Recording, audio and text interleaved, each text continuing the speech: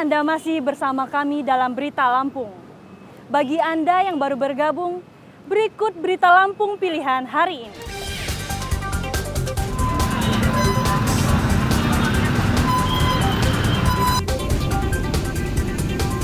Sebuah toko suku cadang mobil di Pasar Tengah Bandar Lampung terbakar.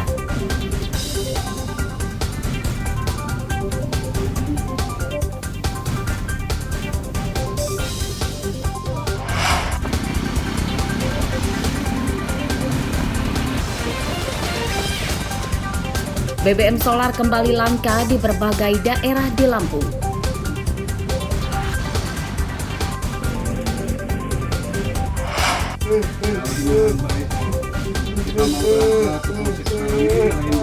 Seorang pelaku tawuran yang menewaskan pelajar SMK di Bandar Lampung menyerahkan diri ke polisi.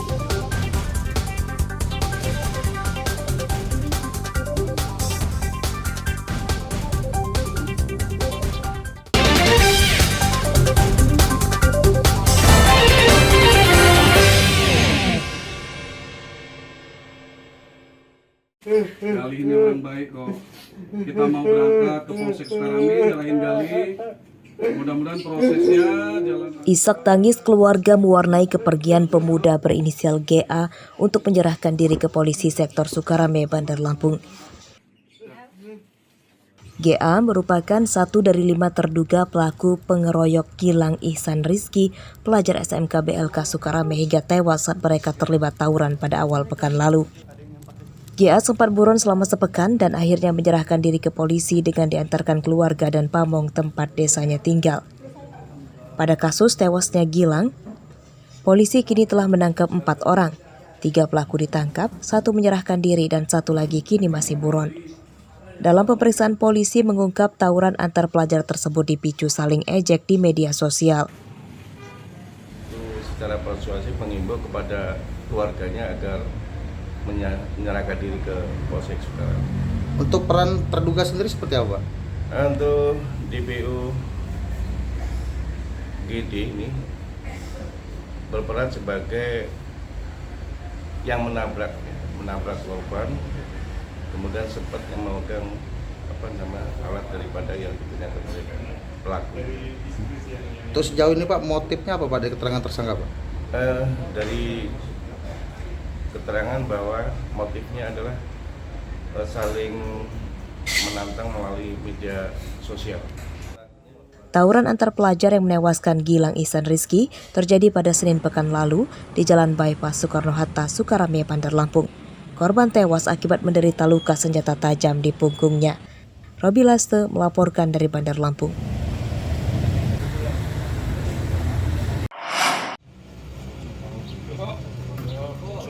Tim penyidik Polsek Sukarame Bandar Lampung Selasa siang menemukan fakta baru pada kasus pembunuhan di arena balap liar di Jalan Kimaja, Waihalim yang menewaskan Raihan Pahlevi Dharma, remaja 16 tahun. Pembunuhan tersebut rupanya dipicu masalah menang kalah saat kelompok pelaku dan korban balapan motor. Keributan dipicu kelompok korban menuduh para pelaku curang sehingga memenangkan balapan tersebut. Para pelaku yang tidak terima tuduhan tersebut kemudian menyerang para korban. Kelompok korban kalah jumlah sehingga berusaha melarikan diri dengan motornya. Saat itu, pelaku menyerang korban Raihan dengan besi hingga jatuh dari motor dan mengeroyoknya hingga tewas. Kubu pelaku juga sudah mempersiapkan dengan membawa pipa besi, yaitu berupa pipa yang biasa digunakan untuk membangun angkringan. Nah, ketika tiba rombongan korban dan pelaku, kemudian pihak pelaku ini melempar pipa besi tersebut, sehingga motor korban yang ditumpangi 3 orang itu tergelincir dan jatuh mereka. Kedua pelaku tercatat sebagai pelajar SMK di Bandar Lampung. Pihak Dinas Pendidikan Lampung menyerahkan proses hukum kedua tersangka kepada polisi. Untuk mencegah kejadian serupa, Dinas Pendidikan mengimbau para orang tua meningkatkan pengawasan terhadap putra-putrinya, khususnya saat keluar malam. Nanti kita akan serahkan ke ranah hukum, ke bagian polisi yang menanganinya. Ya, Nanti kalau untuk tindakan selanjutnya, cuman kami memohon ini adalah kerjasama yang baik kepada orang tua wali murid untuk sama-sama mengawas putra-putrinya, karena kejadian ini adalah di luar jam sekolah.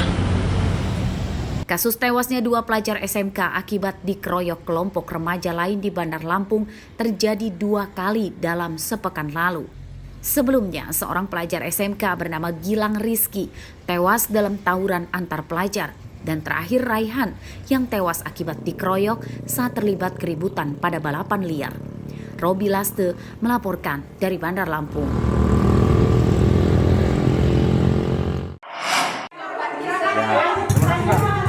Wajah-wajah ceria terpancar di wajah warga Desa Waspada, Kecamatan Sekincau, Lampung Barat Selasa pagi saat menerima bansos beras dari Badan Pangan Nasional. Pendistribusian bansos beras dipusatkan di kantor desa ini. Di Desa Waspada, Lampung Barat terdapat 156 warga penerima bansos beras dan kali ini adalah untuk kelima kalinya. Setiap warga menerima 10 kg beras. Menurut warga, bansos beras ini dapat meringankan beban mereka karena tingginya harga beras di pasar. Bisa lebih lanjut lagi lah, karena sangat luar biasa membantu ya Pak ya, bagi orang yang lebih mampu lah gitu, apalagi keadaan sekarang kayak gini. Untuk penerimaan pada saat ini udah yang kelima. Harapannya tentunya karena masih banyak masyarakat saya yang layak untuk dapat menerima tapi belum menerima. Harapan saya untuk dapat tercover melalui bantuan beras dari pusat ini. Pada tahun ini, pemerintah pusat melalui Badan Pangan Nasional menyalurkan bantuan beras cadangan terkait dampak tingginya harga beras di pasar. Di Kabupaten Lampung Barat tercatat lebih dari 30.000 warga miskin penerima bansos beras tersebut. Rosandi melaporkan dari Lampung Barat.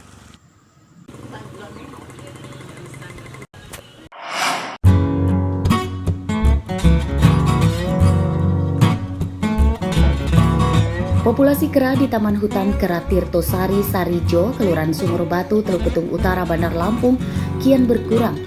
Ini diduga karena banyak kera yang pindah ke tempat lain sebab di daerah ini tidak terurus dan kelaparan.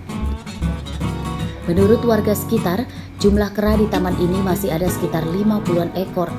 Selain kini jarang ada pengunjung yang membawa makanan, ancaman pemburu liar juga kerap mengancam populasi kera di tempat ini. Itu ada yang nangkep di kerangkeng, tapi dikepung sama monyetnya, dilepasin baru monyetnya pulang lagi. Oh, jadi memang nggak bisa ya? Nggak bisa, aman Mas. Maksudnya nggak bisa orang mau coba-coba piara juga? Nggak bisa juga. Kabarnya informasi yang pernah ada yang nembak itu seperti apa Kak? Lagi itu ada yang berusaha nembak, ya ujung-ujungnya sakit, yang nggak berani lagi nembak.